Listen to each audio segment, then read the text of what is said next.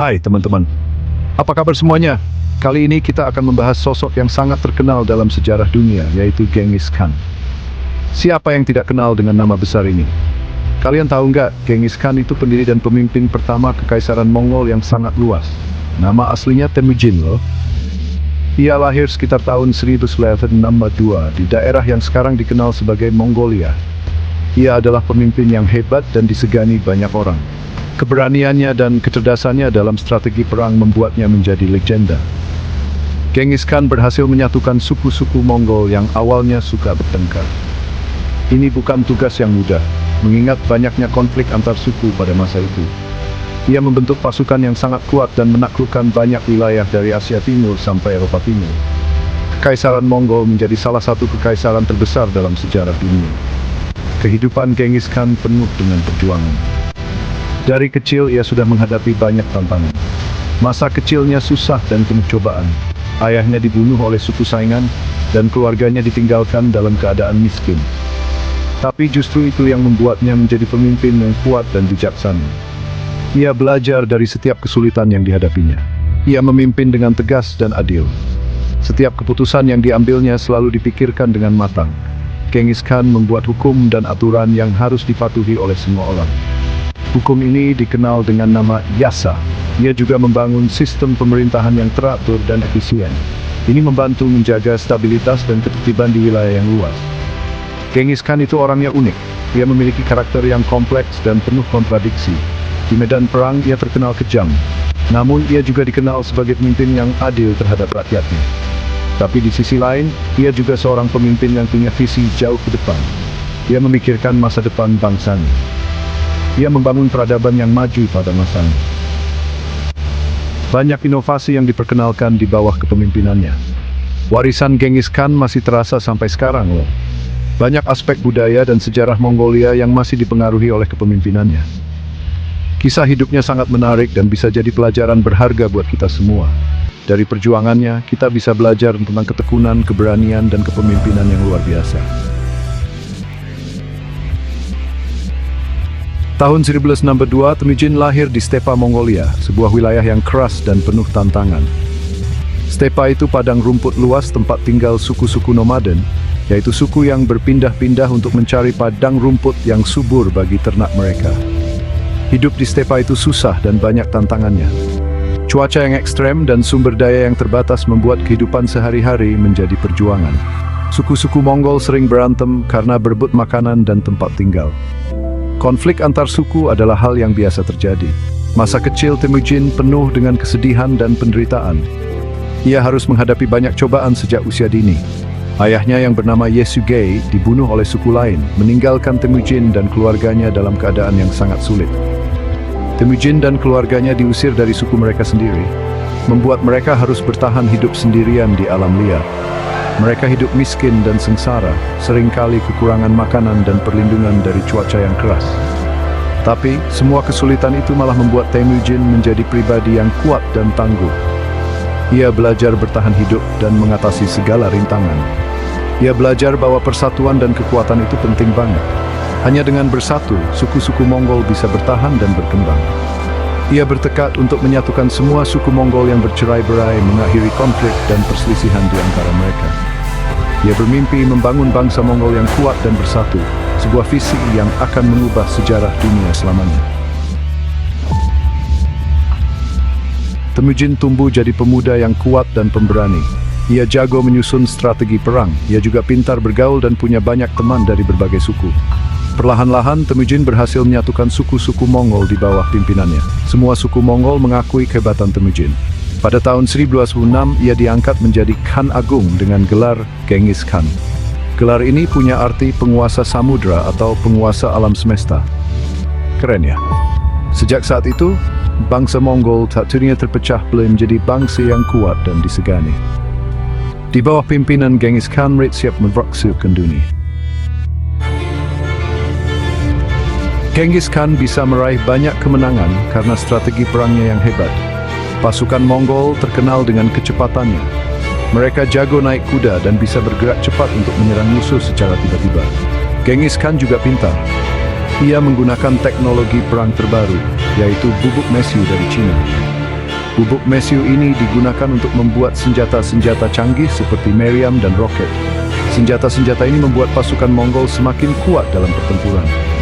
Gak cuma itu, Genghis Khan juga jago strategi perang. Ia mempelajari kekuatan dan kelemahan musuh dengan teliti. Ia menggunakan taktik-taktik cerdik untuk mengalahkan musuh yang lebih besar dan lebih kuat. Setelah berhasil menyatukan suku Mongol, Genghis Khan mulai menaklukkan wilayah lain. Ia memimpin pasukannya ke berbagai penjuru dunia. Sasaran pertama adalah dinasti Jin di Cina Utara. Pasukan Mongol berhasil merebut banyak kota, termasuk kota Beijing. Setelah menguasai Cina Utara, Genghis Khan mengalihkan perhatiannya ke Asia Tengah.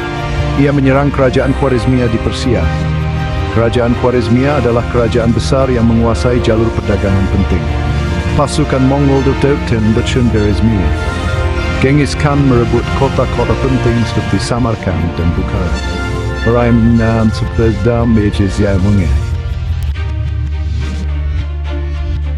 Setelah menaklukkan Asia Tengah, pasukan Mongol bergerak ke Eropa Timur.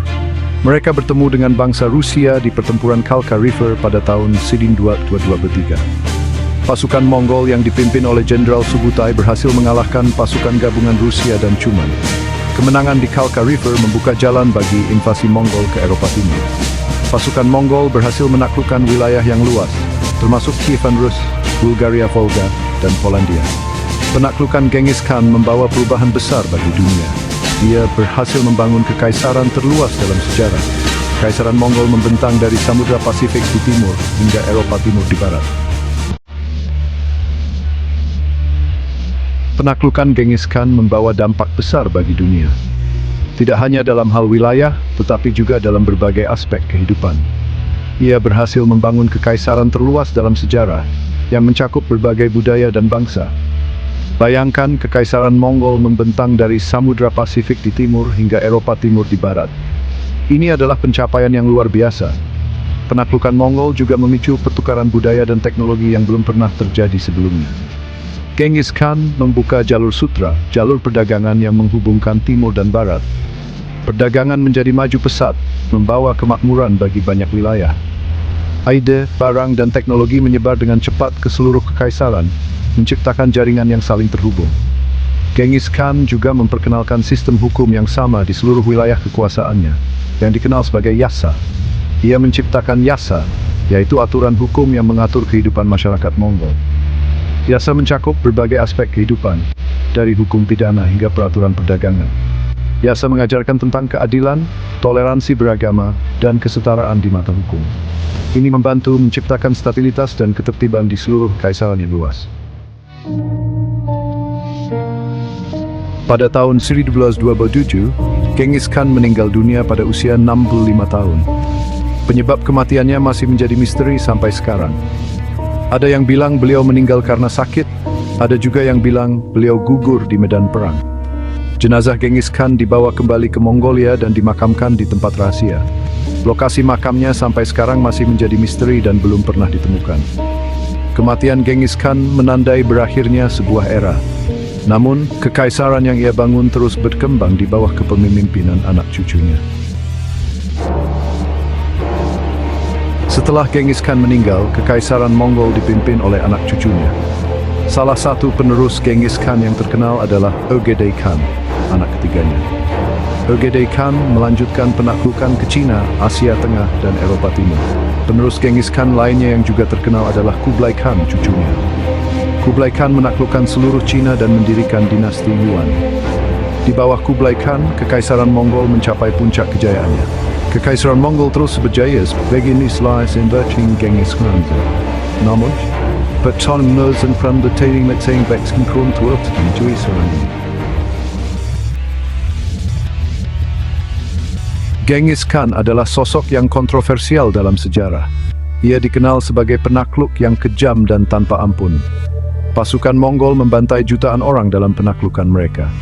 Namun, Genghis Khan juga dikenang sebagai pemimpin visioner. Ia menyatukan suku-suku Mongol dan membangun kekaisaran yang luas dan maju. Ia memperkenalkan sistem hukum yang adil dan mempromosikan toleransi beragama. Genghis Khan meninggalkan warisan yang kompleks. Ia adalah sosok yang sulit untuk dinilai hanya dari satu sisi. Kisah hidupnya sudah berdiskusi dan berdebat hingga saat ini. Genghis Khan adalah sosok yang menggemparkan dunia. Ia adalah pendiri Kekaisaran Mongol, kekaisaran terluas dalam sejarah. Ia adalah pemimpin militer yang brilian dan ahli strategi yang ulung. Genghis Khan meninggalkan warisan yang kompleks dan kontroversial. Ia adalah penakluk yang kejam, tetapi juga pemimpin yang visioner. Ia mengubah wajah dunia dan meninggalkan jejak yang tak terlupakan dalam sejarah peradaban manusia.